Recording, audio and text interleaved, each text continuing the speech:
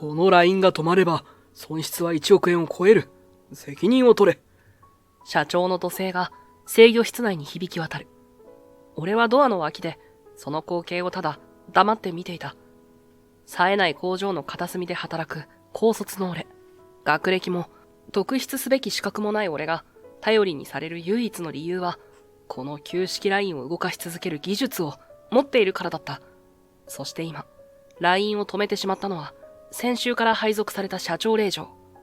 短い黒髪と端正な顔立ちの彼女は、本社から左遷されてきたという噂だった。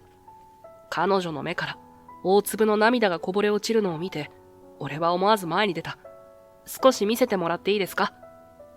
俺の声にみんなの視線が集まる。震える彼女から話を聞きながら、俺は頭の中で旧式システムの構造図を思い描いていた。この古い機械たちと長年付き合ってきたからこそわかる解決策があった。このパネルの裏側にサブコントローラーがあるんです。これは初期設計時の非常用バイパスシステムです。専門用語に周囲が困惑する中、俺は手早く作業を進めた。そして緑のランプが点灯し、ラインが再び動き出す。社長令嬢が信じられない表情で俺を見つめていた。彼女の瞳には涙の跡が残っていた。あなた、一体何者なんですか？この出会いが俺たちと会社の運命を変えること、その時はまだ誰も知らなかった。朝日が昇り始める頃に、桜製造の工場の鉄の扉を開けるのはいつも俺だった。大雪白人、32歳。学歴は高卒。特筆すべき資格もない。そんな俺がこの工場で唯一頼りにされている理由は、旧式ラインを動かし続ける技術を持っているからだった。俺が働いている桜製造は、感動ホールディングスという大企業の傘下にある子会社だ。前身は地元密着の町工場だったが、十数年前に吸収合併された。工場内の主力は旧式ラインと呼ばれる生産設備だ。最新のラインとは比べ物にならないくらい古い。導入されたのは30年以上前。今じゃ部品すら生産終了しているものがほとんどで、故障が起きれば俺が自分で修理するか、廃工場から部品を漁ってくるしかない。効率も良くはない。新型ラインなら1日で製造できる量を3日かけてようやく生産する。俺がメンテナンスしなければ、不良品の発生率が高くなり、消費電力の無駄も多くなる。それでも、この旧式ラインにはいいところがある。何より柔軟性が高い。小ロット多品種の生産には向いているし、ちょっとした調整で様々な製品に対応できる。新型ラインみたいに製品ごとに金型を一から作り直す必要もない。何より維持費が安い。初期投資を回収済みの機械ばかりだから、人件費と電気代だけで稼働できる。桜製造は今、赤字続きだ。新しい設備が入れば効率は上がるだろうが、投資回収までに何年かかるかわからない。おはようございます、大雪さん。今日も早いですね。守衛さんが声をかけてくる。おはようございます。機械たちが静かに話す時間ですから。守衛さんは笑う。俺がこの老朽化した機械たちに人格を見出していること、工場の誰もが知っていた。変わり者扱いされることも多いが、気にしたことはない。工場内に入ると、そこには30年以上も前から稼働している生産ラインが並んでいた。金属の光沢は失われ、至るところに補修の跡が見える。社内ではガラクタラインとも呼ばれるが、俺にとっては宝だ。おはよう。誰もいない工場で機械たちに語りかける。おかしいと思われるかもしれないが、こうすることで機械たちの微妙な変化に気づくことができるのだ。工具箱を開け、まずは全ラインの点検を始める。使い込まれた工具たちが手に馴染む。3番ラインのベルトコンベアがかすかに異音を立てている。普通なら聞き逃してしまうほどの小さな音だが、俺の耳には雷鳴のように響く。そうか、ここか。ベルトの下に潜り込み、調整ネジを4分の1回転だけ緩める。すると、嘘のように音が消えた。これで今日も一日頑張れるな。点検を終え、作業着のポケットから取り出した布で手を拭った。休憩室へ向かいながら、窓から見える空を見上げる。おう、ユキ。朝からぼーっとして何してる？背後から突然声が飛んできた。振り返ると、須作糸さんがスマートフォンを片手に立っていた。桜製造の社長である須作さんはいつも高価そうなスーツに身を包み、どこか余裕のない表情をしている。おはようございます、須作さん。いつも通り点検をしていました。俺は丁寧に答えるが、須作さんは眉を潜める。あんなガラクタライン、点検するだけ無駄だ。あのラインにはコストがかかりすぎている。部品の調達難易度も、設備投資に対する収益性も、数字で見れば明らかだ。でも、須作さん、このラインはまだ十分に。十分？四半期の収支報告書を見たか？利益率は本社基準を下回っている。このままでは我々の部門予算が削られることになるぞ。でも、このラインは実績があります。小ロット生産に向いていて、製品の切り替えも迅速にできます。実際、安定稼働していて、不良率も低く抑えられています。俺は静かに、だが芯の通った声で言った。須作さんは冷ややかに俺を見下ろす。おう、ユキ。お前は何を勘違いしているんだ？高卒のお前に経営の何がわかる？大学で経営をしっかり学んだ俺と、何の資格も持っていないお前とじゃ、見える景色が違うんだよ。須作さんがあざけるような笑みを浮かべる。俺の学歴のことは工場の誰もが知っていた。高校の時に父が亡くなり、大学に行くお金がなくて、高校卒業と同時に働き始めたこと。そして、それが今でも俺のコンプレックスであることも。言い返したい言葉はあった。でも、喉の奥で止まってしまう。確かに俺は経営学を学んだわけじゃない。数字の分析だって、須作さんほど詳しくはない。須作さんは俺の沈黙を見て、さらに追い打ちをかける。言い返せないのなら指示に従え。お前のようなガラクタ係は考えるより働くことだ。それが会社のためだ。そう言い捨て、須作さんはきびすを返した。高級な革靴の音が廊下に響き、やがて遠ざかっていく。残されたのは重い沈黙と俺の胸の中で燃える悔しさだけ。くそ、なんで言い返せなかったんだよ。誰もいない作業場に戻り、拳を固く握りしめる。壁に叩きつけたい衝動を一生懸命に抑えた。自分自身に対する怒りがこみ上げてくる。このラインには価値がある。俺にはそれがわかる。でも、どう証明すればいいのかわからない。作業着のポケットから古いハンカチを取り出す。父の形見だ。父も俺と同じように工場で働いていた。口癖のように言っていたのが、学歴じゃない、地でもない。大事なのは目の前のものに対する愛情と理解だ。という言葉。ハンカチを胸ポケットにしまった。深呼吸をして3番ラインの前に立つ。誰もいない工場で俺は機械に語りかける。すまなかったな。須作さんの言うことは気にするな。お前たちがどれだけ価値があるか俺は知ってる。必ず証明してみせるから。手で優しく機械の側面を撫でる。どんなに馬鹿にされてもこの機械たちを守り続ける。それが俺の仕事であり誇りだった。さあ、今日も一日よろしく頼むぞ。窓の外では朝日が昇っていた。ある日、俺が朝一番のメンテナンスを終え、タイムカードを押そうとした時だった。工場の入り口付近で、いつもとは違う空気を感じた。あれ誰だろう？知らないよ。本社からじゃないか？あんな綺麗な人がなんでうちに？同僚たちの小声が飛び交う。俺も思わず視線を向けた。そこに立っていたのは、俺たちとは明らかに場違いな雰囲気を持つ女性だった。短い黒髪は柔らかそうな質感で光を反射している。洗練された黒のスーツは高級仕立てだと一目で分かった。だが、その完璧な外見とは裏腹に、彼女の表情は不安げで、手に持つ書類を無意識に丸めそうになるほど強く握りしめていた。どうやら本社からの新人らしいぜ。あそこ見ろよ。総務部長が頭を下げまくってる。金山玲香さんだって。金山ってあの金山？本社の社長の？でも社長の娘さんがなんで？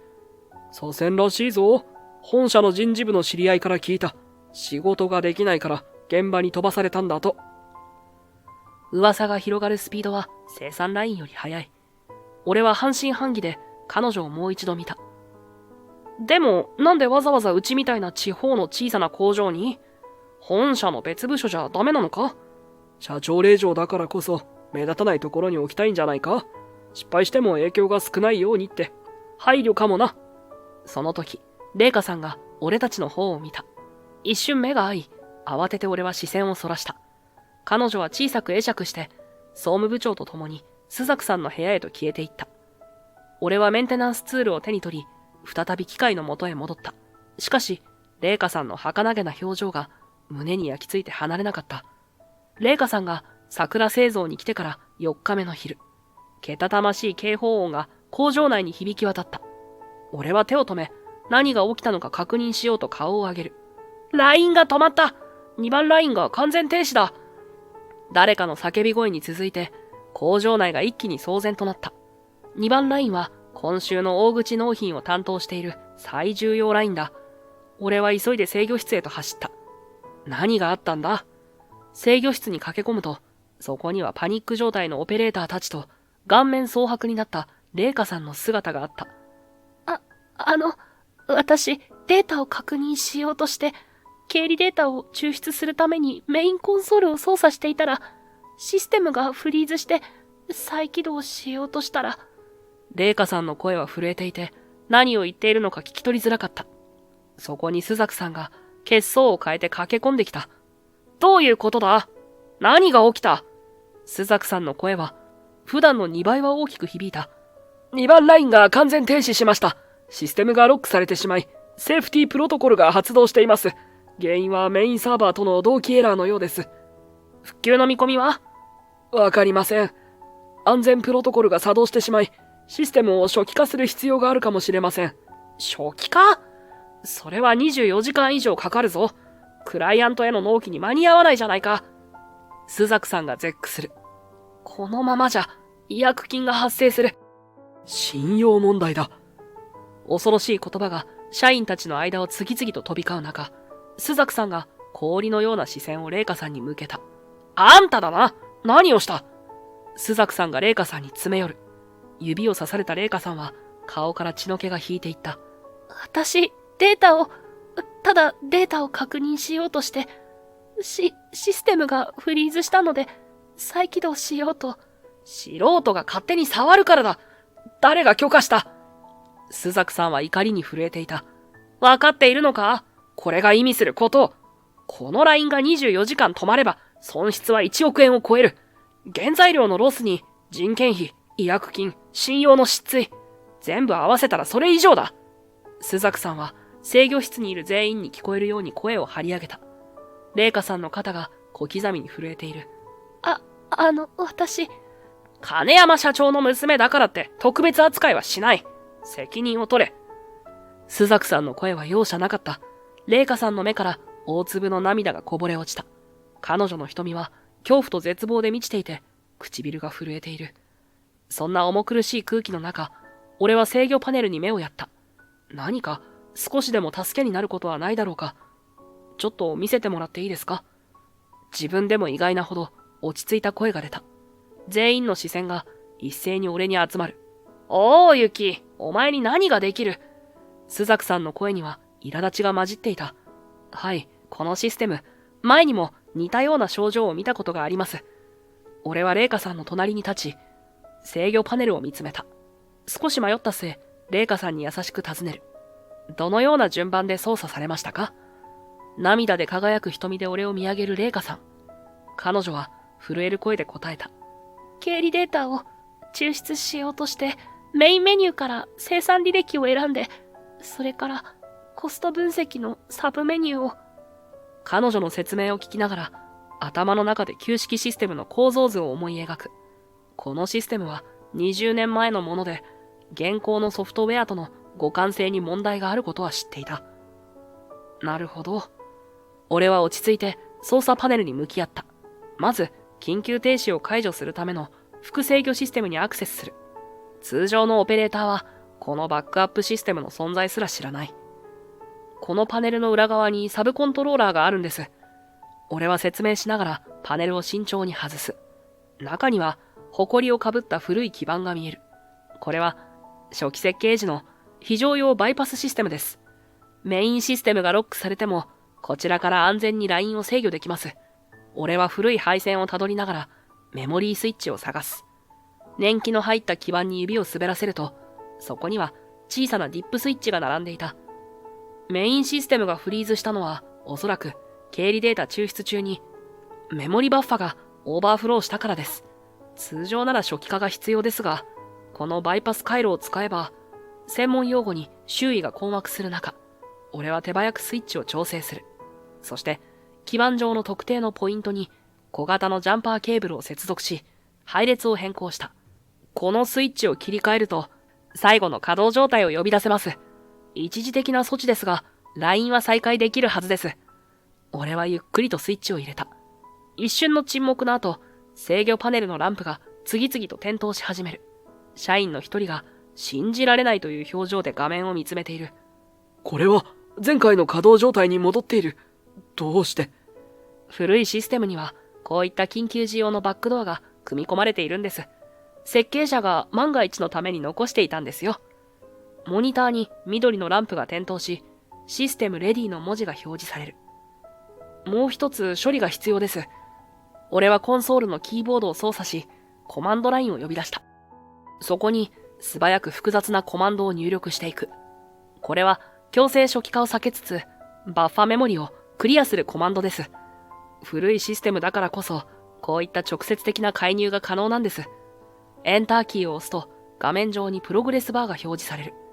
周囲のスタッフは固唾を飲んで見守っている。プログレスバーが 100% に達し、それと同時に工場内に機械の動き出す音が響いた。2番ラインのコンベアベルトがゆっくりと動き始める。ラインが復旧しました。現場監督が報告する。これで生産は続行できます。ただ、明日のメンテナンス時間にシステムの完全チェックをした方がいいでしょう。今はバイパス回路で動いていますから。俺の言葉に工場内に安堵の息吹が広がる。俺はまだ涙の跡が残る麗華さんを見た。彼女の瞳には先ほどまでの絶望に代わって驚きと安堵の色が浮かんでいた。夕暮れが工場の窓から差し込み始める頃、俺は最後の点検を終えていた。今日はトラブルで残業が長引いたが、結局予定通りの生産量を確保できたことに胸をなで下ろしていた。大雪さん。背後から静かな声がした。振り返ると、そこには麗華さんが立っていた。目元には少し赤みが残っていた。ああ、金山さん、お疲れ様です。こちらこそ、今日は本当にありがとうございました。麗華さんは深々と頭を下げた。その仕草に少し慌てる。いえ、そんな、大したことじゃないです。いいえ、あなたがいなかったら、工場は丸一日止まっていました。それを数分で解決するなんて。彼女の瞳には、純粋な驚きと尊敬の色が浮かんでいた。あなた一体何者なんですか？どうしてあんなに冷静に対応できるんですか？彼女の問いは率直だった。俺は工具を片付けながら答える。パニックになってもいいことはないですから。それに、古い機械の気持ちがわかるんです。気持ち？はい。長年付き合っていると、機械も人間みたいに調子のいい日と悪い日があるってわかるんです。今日は単に不調の原因がはっきりしていただけで、少し冗談めかして言ったつもりだったが、麗華さんの表情が曇った。大雪さんはすごいですね。それに対して私って、本当にダメ。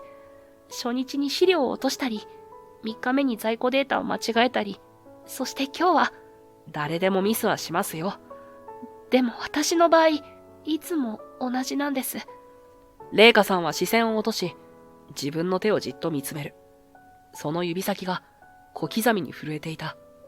私は兄みたいに優秀じゃありません。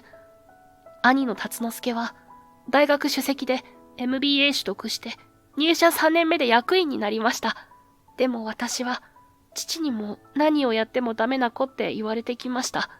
私が失敗してもやっぱりって顔をするだけ。だから、こんな地方工場に飛ばされたんだと思います。目立たないところで失敗しても大した影響がないように。麗華さんはかすかに笑ったが、その笑顔には何の温かみもなかった。自重的な寂しい笑み。彼女は窓の外に沈みゆく夕日を見つめながら続けた。今日、スザクさんに怒鳴られた時、頭に浮かんだのは父の顔でした。やっぱりお前はダメだって言われているような。涙がまた彼女の瞳に浮かび上がる。けれど、今度は一生懸命にそれをこらえているようだった。すみません。仕事終わりに引き止めて、変な話までして。麗華さんは慌てて袖で目元を拭った。夕日が彼女の横顔を照らしていた。自信なさげにうつむく姿に胸が締め付けられる感覚がした。俺は静かに言葉を選んだ。そんなことないですよ。金山さんは数字に強いじゃないですか。今回だって経理上の問題点を見抜いていたんでしょ。どうしてわかったの？麗華さんが顔を上げ、俺を見つめる。まだ涙の跡が残る瞳に夕日が映り込み、琥珀色に輝いていた。俺は古びた機械に手を置きながら少し微笑んだ。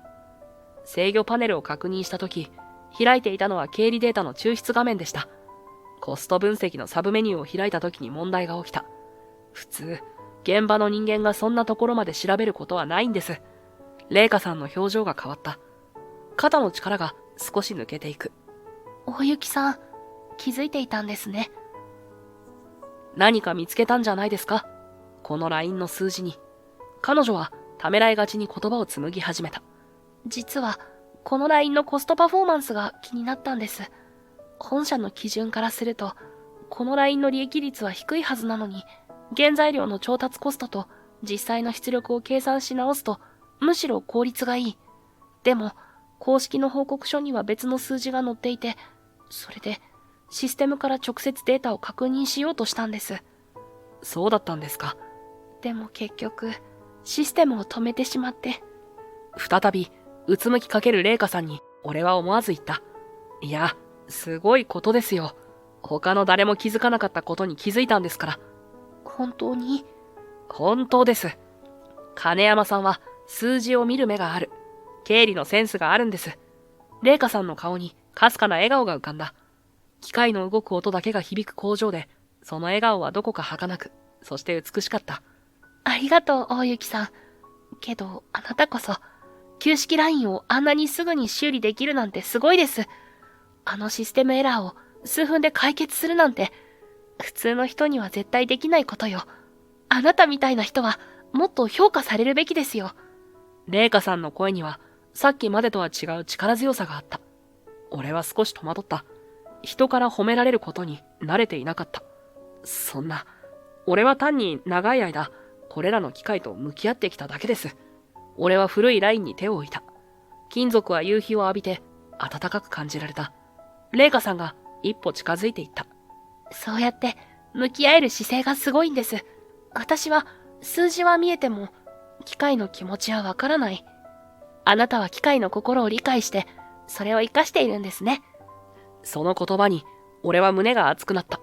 これまで誰も、俺の仕事をそんな風に表現してくれる人はいなかった。金山さん。麗華でいいわ。さっきから敬語で話してくれてるけど、私より年上でしょ？俺は少し照れて、作業着のポケットに手を入れた。じゃあ、麗華。俺もハクトって呼んでほしい。敬語もいらないから。わかったわ、ハクト。ハクトが今日教えてくれたこと、私にとって大きな発見だったわ。数字だけじゃなく、その向こうにある価値を見る目を持たなきゃいけないのね。俺たちの間に流れる空気が変わった。そこには、互いを認め合う尊敬の感情が確かに芽生えていた。麗華、もしよかったら、この LINE のことをもっと説明したい。経理の視点から見たら何か発見があるかもしれない。彼女の瞳が輝いた。ぜひお願い。機械の規則正しい音が俺たちの間に流れていく。窓の外では夕日が沈みかけていた。その週末、みんなが帰った後の工場は静まり返っていた。そんな中で、麗華は数字の書かれたノートを広げていった。ハクト、旧式ラインの数字を分析してみたの。製造原価、メンテナンスコスト、初期投資の原価償却が終わった点を考えると、この古い機械って実はものすごくコスト効率がいいのよ。彼女は指先で表をなぞりながら言った。俺は興味深く彼女の資料を覗き込んだ。電力消費と人件費だけで動いてるからな。新しいラインみたいな初期投資の償却負担がないんだ。そう、私が計算してみたら、同じ生産量でも新型ラインより23% もコストが低いの。麗華の目が輝いた。それから少し身を乗り出していった。ねえ、ハクト。この旧式ラインをもっと増やせたら、生産量を倍に増やせるんじゃない？しかも、追加投資はほとんどかからずに。俺は少し考え込んだ。確かに、理論上はそうだけど、今から同じ機械を見つけるのは難しいぞ。もう製造中止になって30年だからな。そこなのよ。麗華が立ち上がった。先週の経理資料を確認してたら、感動ホールディングスが5年前に閉鎖した東部の工場の固定資産リストを見つけたの。そこに、私たちの LINE と同型の機械が4セットあるはずよ。本当か？ほら、ここに。彼女がスマホで写真を見せる。この資料によると、廃棄処分になってたはずだけど。でも、もし捨てられずに残ってるなら。俺と麗華は顔を見合わせた。2日後、俺たちは廃工場に立っていた。雨漏りのする天井、床に散らばるガラスの破片。誰も足を踏み入れない場所で、朽ちかけた機械たちが横たわっていた。これだ！俺は興奮を抑えきれず、埃まみれの機械に駆け寄った。麗華、これが同じシリーズの3番モデルだ。しかも4台もある。彼女も嬉しそうにうなずいた。でも、使えるの？ずいぶんひどい状態だけど。確かにひどかった。錆びついた金属部品、切れた配線、消えたマーキング。一般的には廃棄物以外の何物でもない。でも俺にはわかる。これらはまだ命を吹き返せる。大丈夫だ。俺はツールボックスからレンチを取り出し、メインモーターのハウジングを外す。中の金属部品は外側とは違い、油に守られてほぼ無傷だった。この機械の最大の特徴は、核となる部分が完全に密閉されてることなんだ。外側がどんなに劣化しても心臓部は生きてる。麗華が目を丸くする。本当だ。中はほとんど新品みたい。古い機械はシンプルなんだ。この制御部分を取り外して。俺は手際よく内部の基板を取り外した。これが脳みそ。これさえ生きてれば、あとは体をちょっと直すだけさ。それから数週間、俺たちは秘密裏に作業を進めた。廃工場から運び出した機械は、スザクさんの目に触れないよう、倉庫の隅に運び入れた。俺は錆びた金属を一つずつ磨き、切れた配線をつなぎ直し、割れた部品を自作した代替品で置き換えていった。溶接の火花が飛び散り、旋盤から金属の削りカスが落ちる。汚れた作業着で毎日を過ごす中、麗華も手伝いに来るようになった。ハクト、これどう？最初に A 機と C 機を稼働させれば、1ヶ月で投資回収できる。メンテナンスコストと電力を計算しても、新ラインより 42% コスト効率がいいわ。麗華はスプレッドシートを見せてくれた。すごいな、麗華。君は数字に関しては天才だよ。ハクトの方がすごいわよ。こんな錆びついたものから宝物を見つけ出すなんて、普通の人には絶対できないわ。彼女は笑いながら、俺の作業を見つめた。3週間後、俺たちは1台目の機械を試運転させた。埃と油で汚れた作業着のまま、俺はスイッチを入れる。最初はためらいがちに、しかし、確かに機械は動き始めた。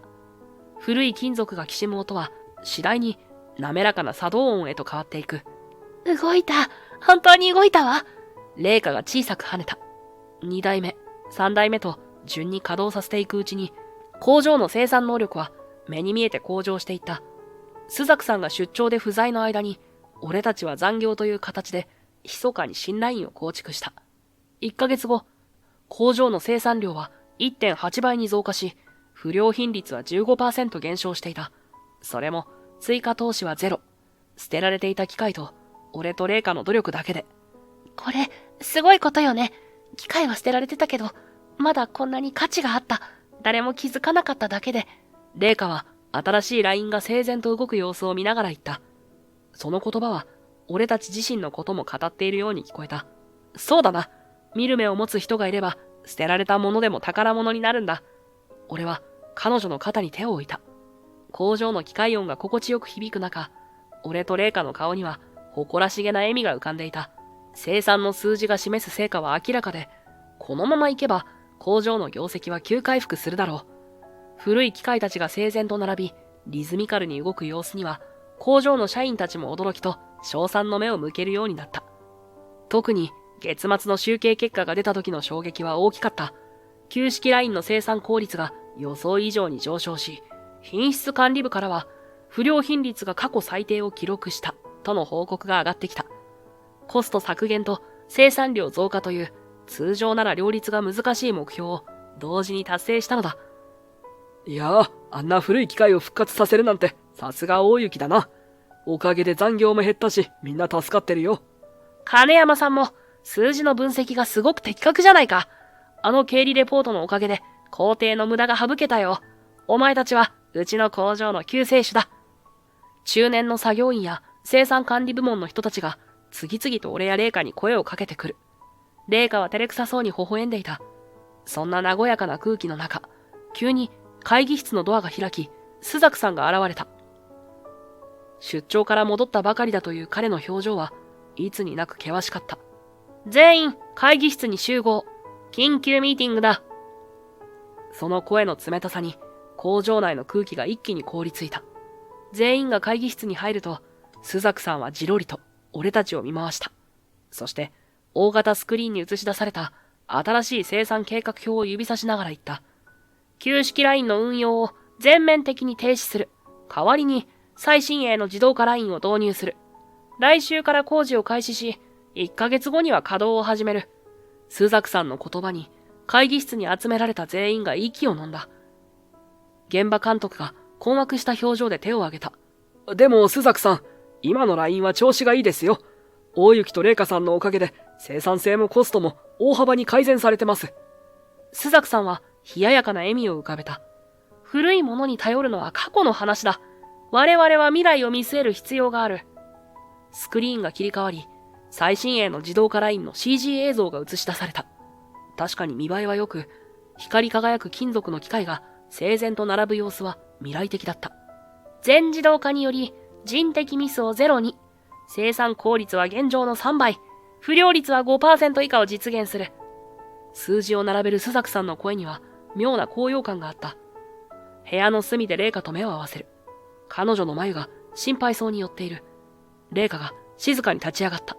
朱雀さん、すみませんが、どこにそんな予算があるんですか？会議室に緊張が走る。玲香は経理担当でもあるから予算の問題を指摘する資格がある。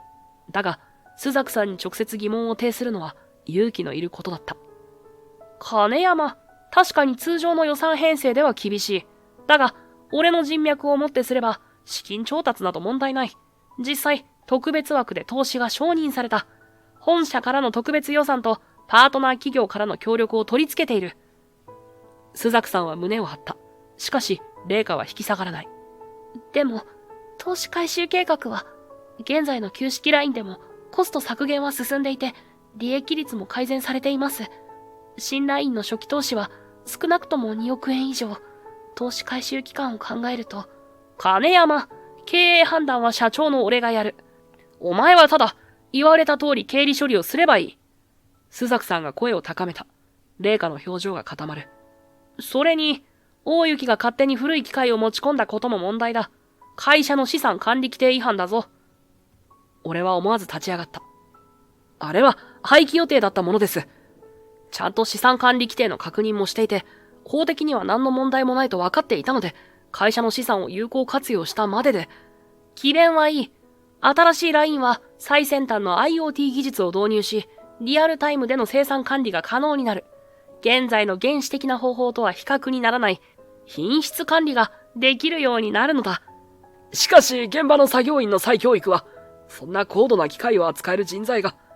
現場監督が心配そうに言いかけた。それも計画済みだ。導入元の会社から専門家を招き、研修を実施する。それまでの間は、彼らの技術者が常駐する。朱雀さんの表情には妙な自信があった。これはすでに決定事項だ。来週から工事が始まるので、今の設備はすべて撤去する。みんなには新しい機械のための準備をしてもらう。会議室から出るとき、俺は玲香に近づいた。彼女の顔には怒りと困惑が混じっていた。おかしいわ。こんな巨額投資、経理から見れば絶対に赤字になるわ。それにパートナー企業って。彼女は小声で言った。振り返ると、朱雀さんが遠くから俺たちを見つめていた。その目には勝ち誇ったような光が宿っていた。その笑顔の裏に何か不穏なものを感じずにはいられなかった。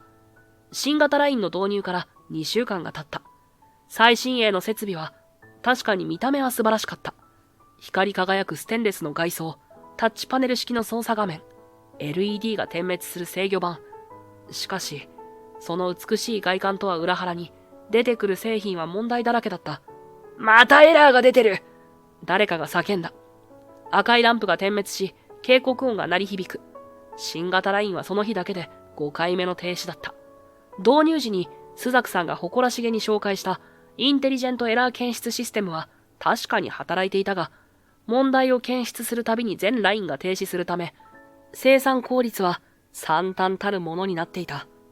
何が起きている？なぜ動かない？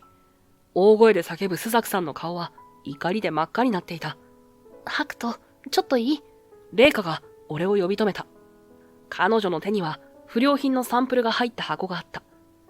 彼女が箱を開けると、中には見た目は美しいが、明らかに寸法の合っていない部品が並んでいた。これ、新ラインから出てきたものよ。表面の仕上がりは綺麗なんだけど、交差がプラスマイナス 0.2 ミリのはずが、実測するとプラスマイナス 1.5 ミリもばらついているの。こんな状態じゃ、組み立て工程で絶対に不良が出るわ。実際、部品の寸法がばらつきすぎて、組み立てができないってクレームが来てる。今日だけで12件目よ。急に製品の品質が落ちたって。それにこれを見て。レイカは眉を潜めながら、スプレッドシートを指さした。新ラインの運用コストを示すグラフが広がっている。このコストとんでもないわ。電力消費量が旧ラインの 3.8 倍。保守契約量が年間で旧ラインの総コストを超える。それに、専門技術者の常駐費用、ソフトウェアライセンス料。特に問題なのは、不良品による損失よ。返品、交換、信用失墜による取引減少。これを計算に入れると、旧ラインの5倍以上のコストになるわ。俺とレイカは顔を見合わせた。状況は最悪だった。外では雨が降り始めていた。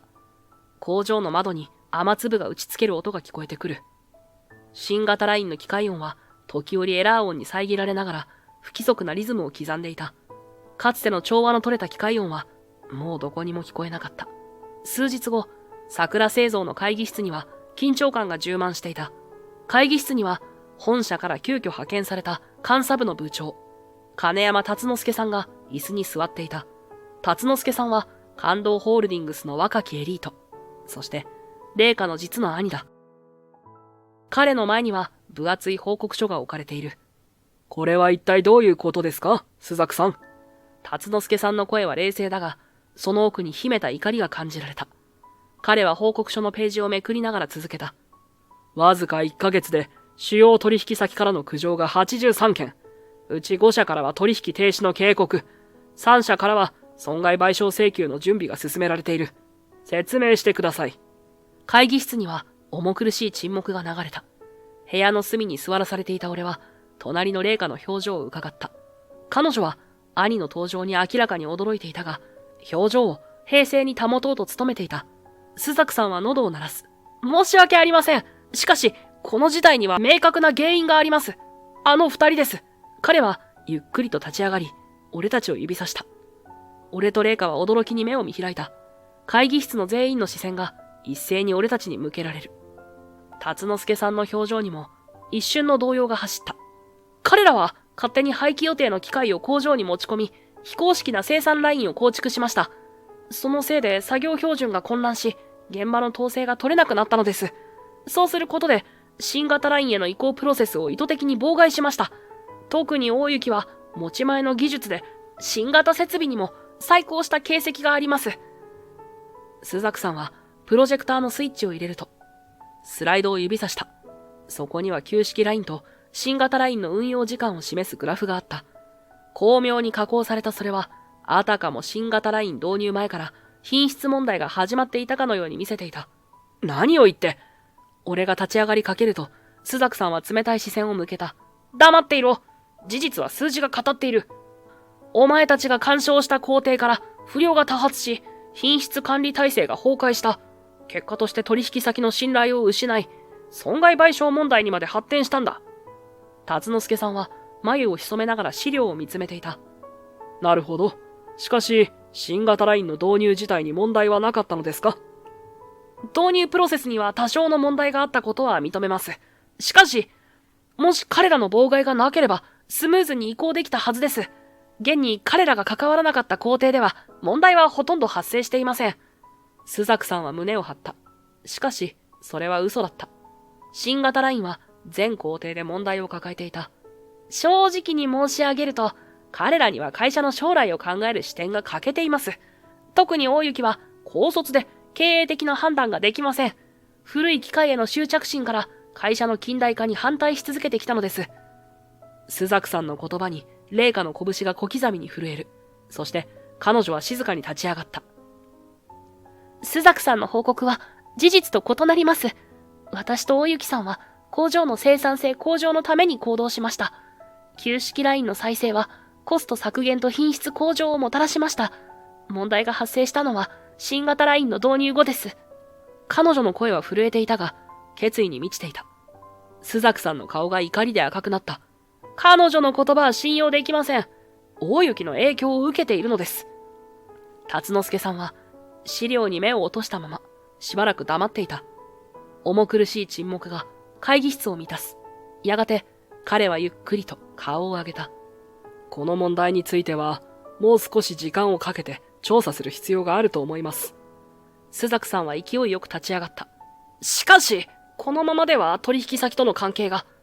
それについては、私も理解しています。現状を改善するためには、責任の所在を明確にする必要がある。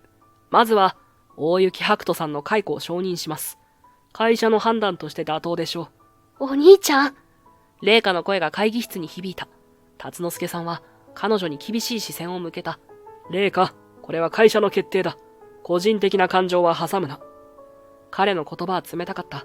麗華はなすすべもなく、歯を食いしばってうつむいた。翌朝、俺は簡素な段ボール箱に自分の私物を詰めていた。デスクの上に置かれた解雇通知書には、会社の方針に反する独断的行為という理由が冷たく記されている。工場内は妙に静かだった。同僚たちは俺に目を合わせようとせず、黙々と作業を続けている。俺は最後に古い機械たちに近づき、静かに手を置いた。さようなら。もう会えないかもしれないけど、お前たちのおかげで楽しかったよ。段ボール箱を抱え、工場を後にしようとしたとき、麗華が駆け寄ってきた。ハクト、待って。彼女の手には辞表が握られていた。私も辞めるわ。なんだって？俺は驚いて足を止めた。でも君の将来は、金山家の娘として、感動ホールディングスでのキャリアは。もういいの。ハクト、私はもうあの頃の自分には戻りたくないの。父や兄の期待に応えられなくて、自分はダメな人間だと思い込んでいた私には。彼女の瞳には強い光があった。初めて会った時の迷いを抱えた女性とは別人のようだ。俺はうなずいた。わかった。じゃあこれからどうする？どうするって、まだ考えてなかったわ。ハクトは？俺も考えてない。俺たちは同時に笑い出した。段ボール箱を抱えた高卒の技術者と大企業の社長令嬢。二人とも職を失い、先の見えない状況。それなのに不思議と心は軽かった。俺たちが退職してから3週間が経っていた。簡素なアパートの一室で、麗華が小さなテーブルに広げた書類を指さす。どう思う？この物件。テーブルには不動産情報や事業計画書が散らばり、壁には付箋が貼られている。俺は物件の写真を見ながら答えた。場所は悪くないな。元印刷工場だから電源設備も整ってる。問題は家賃だが。そこよね。初期投資を抑えるならもう少し郊外の方がいいかもしれないわ。ただ取引先にアクセスしやすいこの場所には魅力がある。麗華は電卓を叩きながら言った。彼女の手元には綿密に作られた事業計画書があった。何を隠そう。俺たちは二人で会社を起こそうとしているのだ。俺の技術力と麗華の経理の力があればやれるかもしれないという結論に至ったのだ。でも初期投資がネックね。私の貯金とハクトの退職金を合わせてもまだ足りない。麗華はため息をついた。俺の技術でやれることは多いけど、それでも最低限の設備は必要だからな。俺たちは静かに向き合った。夢は大きかったが、現実は厳しい。それでも、俺たちの目には諦めはなかった。その時、アパートのインターホンが鳴った。誰かしら？麗華が不思議そうに立ち上がる。ドアを開けると、そこには達之助さんが立っていた。入ってもいいか？達之助さんの声は静かだった。俺と麗華は驚きの表情を交わした後、達之助さんを中に招き入れた。達之助さんはゆっくりと俺が差し出した椅子に座った。彼の目は疲れているように見えた。実は頼みがある。二人とも戻ってきてもらえないだろうか。彼は深々と頭を下げた。部屋に静寂が広がった。俺と麗華は言葉を失い、ただ達之助さんを見つめていた。お兄ちゃん、どういうこと？麗華が戸惑いの表情で尋ねた。達之助さんはゆっくりと顔を上げ、眉間に深いシワを寄せた。それから手元の資料を広げた。そこには新型ラインから生産された製品の不良率グラフが折れ線で示されていた。赤い線は右肩上がりに危険なレベルまで上昇している。君たちが桜製造を去った後も新型ラインの不良率が下がる気配がないんだ。1ヶ月が経とうとする今も1日平均で 38% の不良品率。これではもう。彼は言葉を切り大きく息を吐いた。工場は赤字続きで、正直なところ工場閉鎖も選択肢として考えていた。でも君たちが残していった資料を詳しく調べるうちに、古い機械の技術がいかに価値あるものか理解できたんだ。そこで旧式ラインを動かそうとしたんだが、大雪くんがいないとメンテナンスができないと言われた。技術者を何人も呼んだが、誰も古いシステムを理解できなかった。大雪くん、君だけにしかできない古い機械に対応する技術があったことを、君を追い出してからみんな、初めて知ったんだ。彼の声に申し訳なさと後悔の色が混じっていた。調べてみたんだが、桜製造以外でも感動ホールディングス傘下の工場では古い機械が予想以上に使われていた。達之助さんは別の資料を取り出した。そこには全国の感動ホールディングスの工場リストがあり、旧式機械の分布が色分けされていた。これらをすべて新型に置き換えるコストは莫大だ。だけど、大雪くんの技術があれば、古い機械を延命させるだけでなく、むしろ効率化できる。さらに、その技術は様々な場所で活用できる。半導体工場の一部ラインや食品加工場、さらには医療機器製造のいくつかの工程でも。大雪くん、君の持つ技術は単なる古い機械の修理ではなく、持続可能な製造技術なんだ。これは今の時代にとても価値のあるものだと気づいた。彼は真剣な表情で俺の目を見つめた。それから視線を麗華に移した。古い機械がまだ使えると分かったのは、大雪くんと、それから麗華のおかげだ。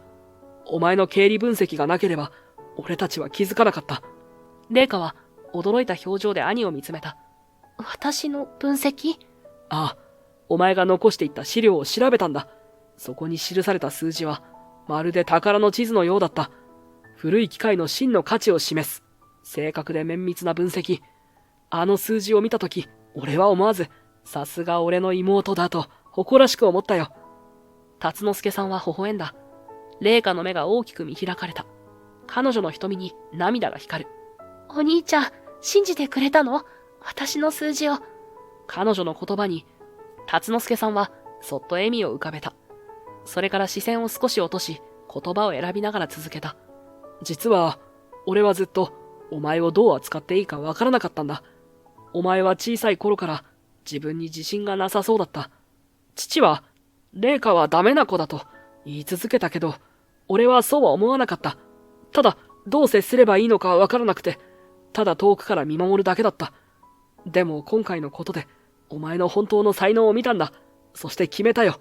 もう見守るだけじゃなく、一緒に協力していこうって。彼はまっすぐ麗華を見つめた。今まで言えなかったけど、麗華、お前は素晴らしい才能を持っている。経理の才能だけじゃない。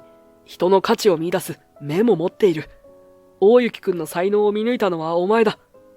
麗華の方を大粒の涙が伝った。達之助さんは静かに立ち上がり、麗華に近づいた。そっと手を伸ばし、小刻みに震える彼女の肩に置く。ごめん。今までちゃんと言えなくて。その一言で、麗華は立ち上がり、達之助さんに飛び込むように抱きついた。達之助さんの胸で、彼女は子供のように泣いた。達之助さんは、麗華をしっかりと抱きしめた。彼の目にも涙が光っていた。俺は窓の外を見た。二人の和解に胸の奥が温かくなるのを感じていた。しかし、頭の中では別の思いが渦巻いていた。安堵の中にも現実的な懸念が浮かび上がる。俺は静かに二人の方を向いた。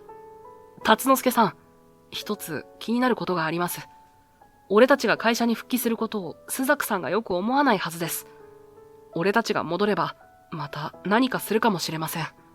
俺の言葉に部屋の空気が少し引き締まった。達之助さんは深くうなずいた。それは任せてくれ。彼の声には静かだが揺るぎない確信があった。秋晴れの朝、桜製造の工場では達之助さんの指示で全社員が朝礼に集められていた。社員はみんな不安げに互いの顔を見合わせている。達之助さんがみんなの前に立った。彼の横には俺と麗華が立っていた。大雪くんと麗華が正式に復帰することになりました。社員たちの間から小さなどよめきが起こった。驚きや喜びの声、そして複雑な表情など様々な反応が飛び交う。その時、後方から冷たい声が響いた。これは冗談ですよね。そこには朱雀さんが立っていた。彼らを復帰させるなど言語道断です。彼らのせいで工場が混乱したことを忘れたのですか？特に大雪は旧式にこだわるあまり、会社の近代化を妨げた男です。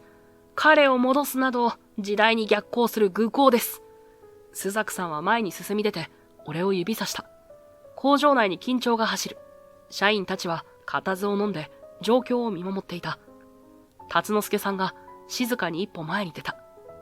朱雀さん、もうすべてわかっているのですよ。大雪くんと麗華が工場を混乱させたという事実は、あなたが捏造したものです。彼の声は穏やかだったが、その目には鋼のような強さがあった。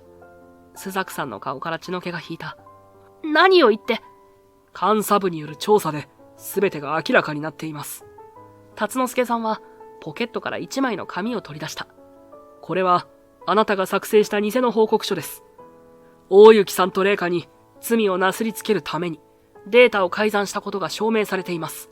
さらに新型ライン導入の裏であなたが設備メーカーから不正なリベートを受け取っていた証拠も出てきました。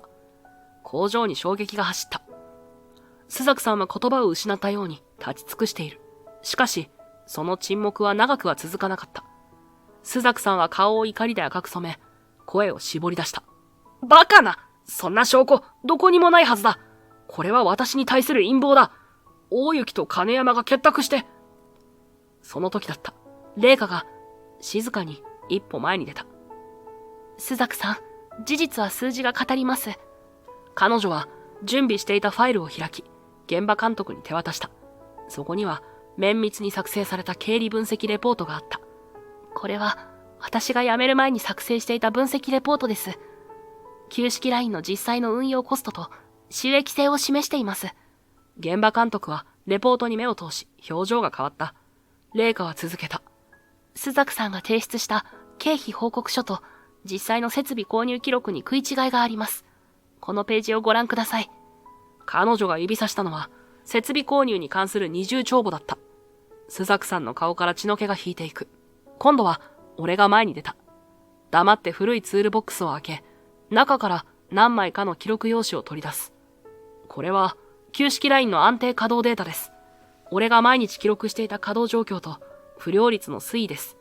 旧式ラインは導入当初に比べ、45% も効率が上がっていました。俺は声を落として説明した。朱雀さんの顔が青ざめていく。俺はもう一枚の資料を差し出した。そして、これが新型ライン導入後の不良品統計です。データロガーから直接抽出したもので改ざんはできません。朱雀さんは新型ラインの不良率を 9% と報告していましたが、実際は 38% を超えていました。これを隠すために検査データを書き換えていたんです。俺は静かに言った。工場内は完全な沈黙に包まれた。麗華が最後の資料を取り出した。さらに、これは設備メーカーとの取引記録です。公式には2億円の設備投資となっていますが、実際に支払われたのは5億円。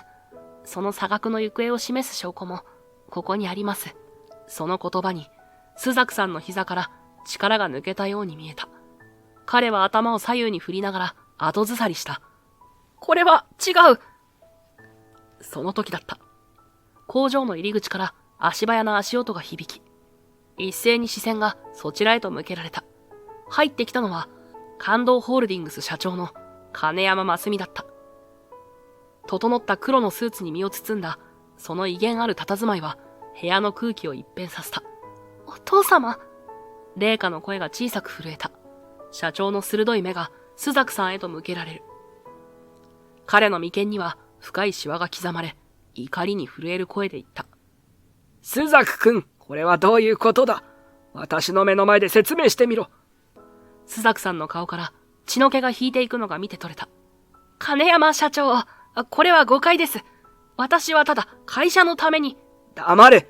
辰之助から事前に報告は受けている。5億円の設備投資で本当に支払われたのは2億円。その差額の3億円はどこへ消えた。設備メーカーと結託して私腹を肥やしていたのか。社長の怒声が工場内に響き渡り、全員が息を飲んだ。社長は書類を手に取り、一枚一枚めくりながらスザクさんに迫った。旧式ラインの価値を意図的に下げる偽のデータを作成し、高額な新型ラインを無理やり導入。その裏でリベートを受け取っていた。これが事実なのか。スザクさんは震える唇で言葉を絞り出そうとした。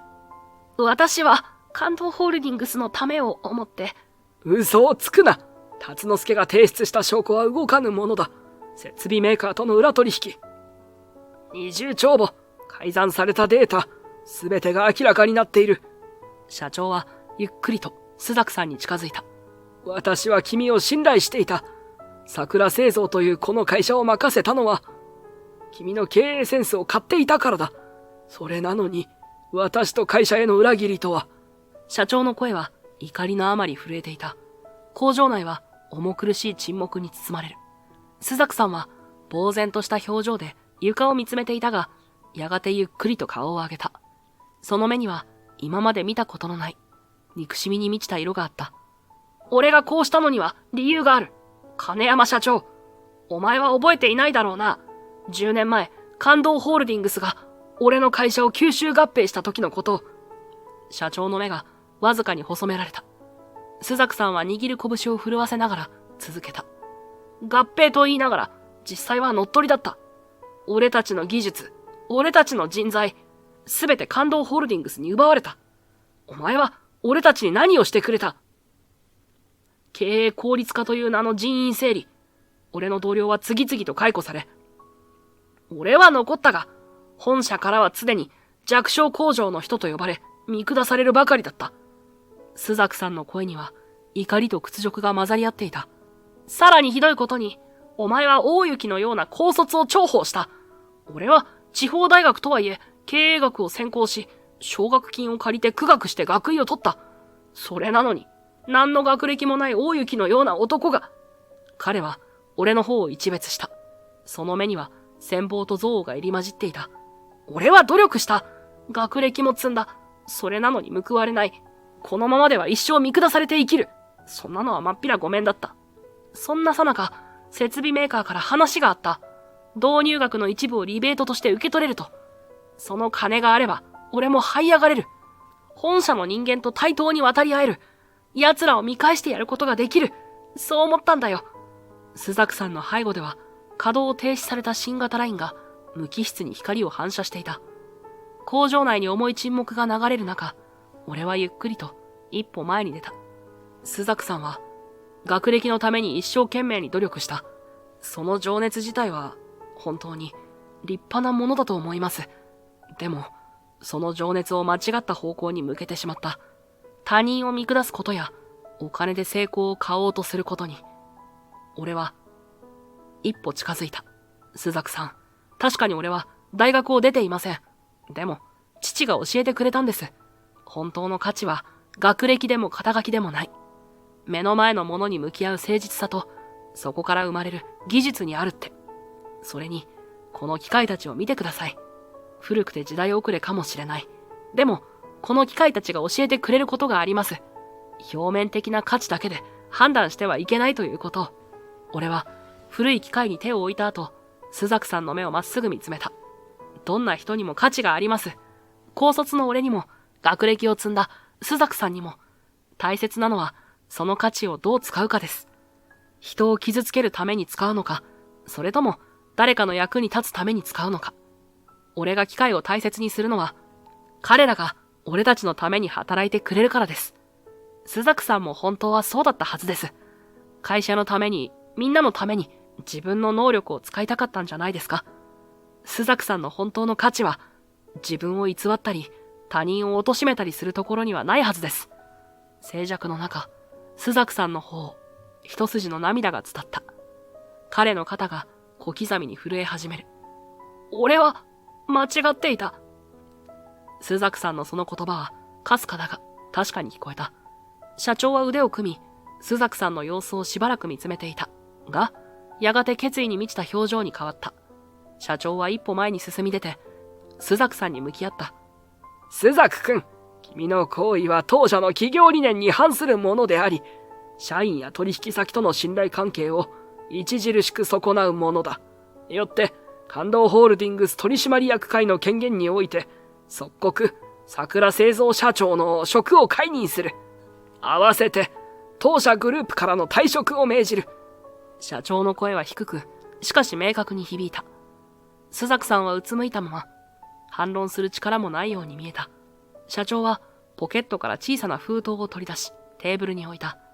これが正式な解任通知書だ。今日最後に桜製造の敷地内への立ち入りを禁止する。個人的な所持品の回収は総務部の立ち会いの下で行うこと。スザクさんは震える手で封筒に触れたが、取り上げる勇気もないようだった。わかりました。スザクさんの声はかすれていた。彼は震える足で立ち上がり、封筒を手に取った。最後に一度、スザクさんは工場内を見回した後、誰にも目を合わせることなく、重い足取りで出口へと向かっていった。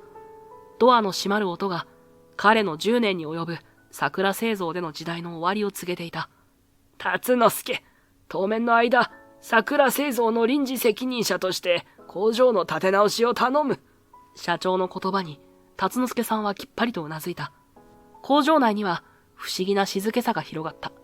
社長は深いため息をついた後、ふと隅に立つ麗華に気づいた。彼の顔に珍しく柔らかな表情が浮かぶ。麗華、私はお前を過小評価していたようだ。お前は何をやってもダメな子だと思っていた。責任ある仕事を任せれば必ず失敗すると思い込んでいた。だから目立たない場所に置くことにした。社長の言葉には後悔の色が濃く滲んでいた。しかしそれは間違いだった。お前の分析は的確で、問題の本質を見抜く目を持っている。そして何より、大雪くんのような本当の才能を見出す力を持っている。お前の経理レポートを見て、私は誇らしく思ったよ。あれは紛れもなく、金山家の娘の仕事だ。社長の言葉に、麗華の方を大粒の涙が伝った。彼女は震える声で言った。お父さん、ありがとう。私ずっと自分はダメな人間だと思っていた。お兄ちゃんのように優秀じゃないから、認められなくて当然だって。でも、もう違う。私は誇れる自分でいたい。ハクトのおかげで自分の力を信じられるようになったの。彼は私の数字を信じてくれた。そして古い機械と同じように私の中にも価値があると教えてくれた。これからは自分の能力を信じてみんなのために使いたい。麗華の言葉に俺は思わず目を見開いた。辰之助さんが一歩前に進み出た。麗華、これからはもう一人じゃない。お前も会社の一員として俺たちと一緒に協力してほしい。辰之助さんの言葉に麗華の表情が明るく変わった。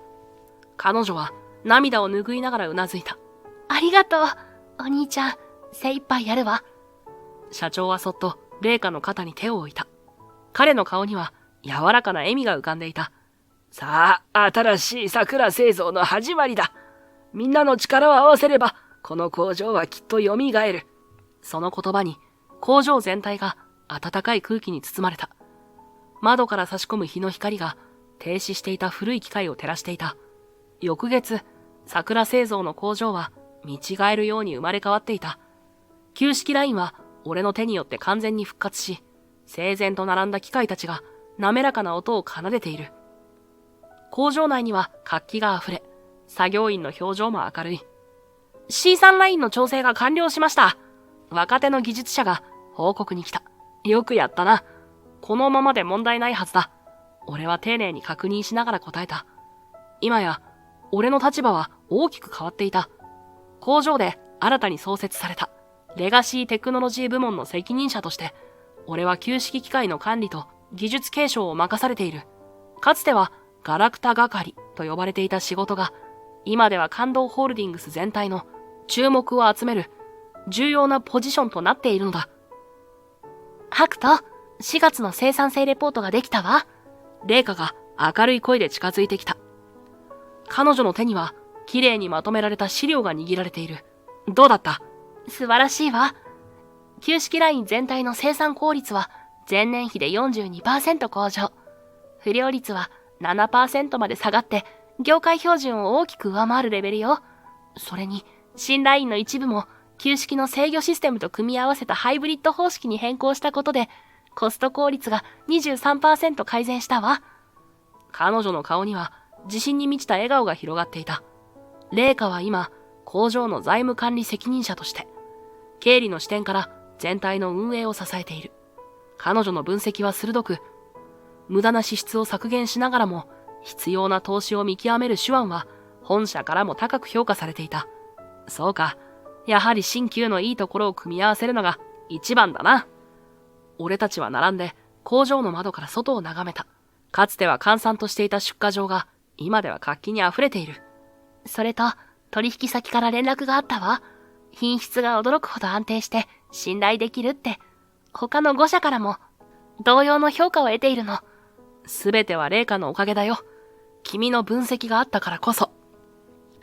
最適な生産計画が立てられて、取引先からも信頼を取り戻すことができた。レイカは照れたように笑った。私だけじゃないわ。2人だからこそできたことよ。私の数字とハクトの技術が揃ったから。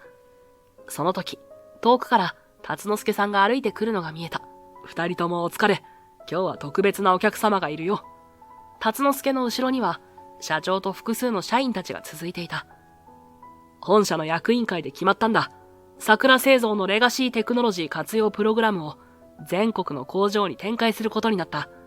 大雪くんには技術顧問として、レイカには財務計画の責任者としてプロジェクトを推進してもらいたい。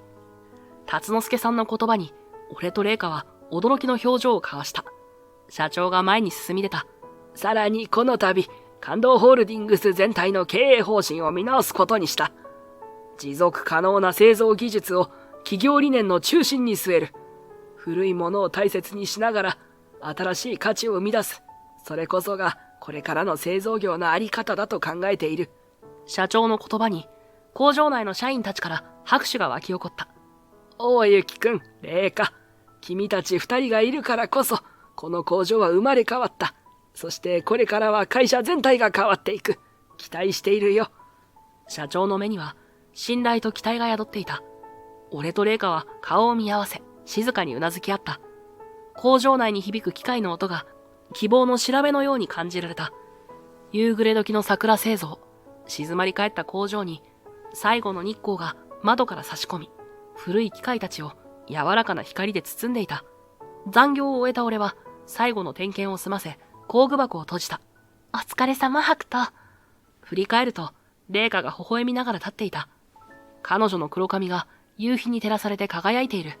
レイカも今日は遅かったな。来週の取締役会の資料をまとめてたの。彼女は俺の隣に立った。彼女の香りが俺の鼻をくすぐる。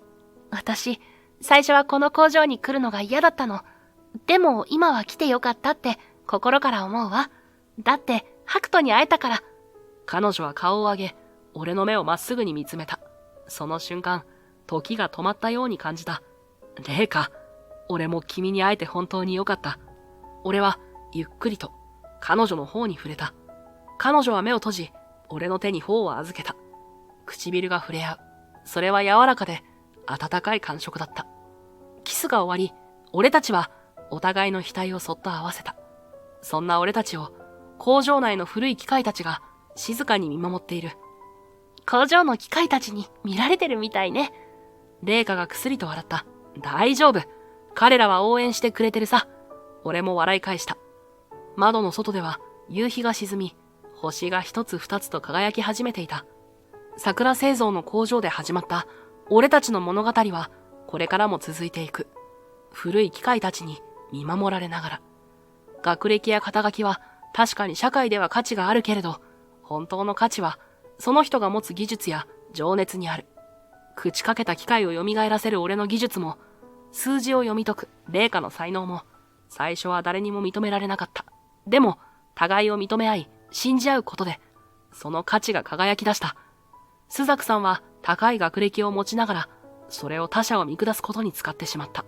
一方で、父が言っていた、目の前のものに対する愛情と理解こそが、本当の価値を生み出す原動力だったんだ。人は誰でも自分にしかない何かを持っている。それを見つけ、磨き、人のために使うとき、本当の輝きを放つ。古い機械たちが教えてくれたように、見た目や年齢で判断してはいけない。大切なのは、その中に眠る可能性を信じることなんだ。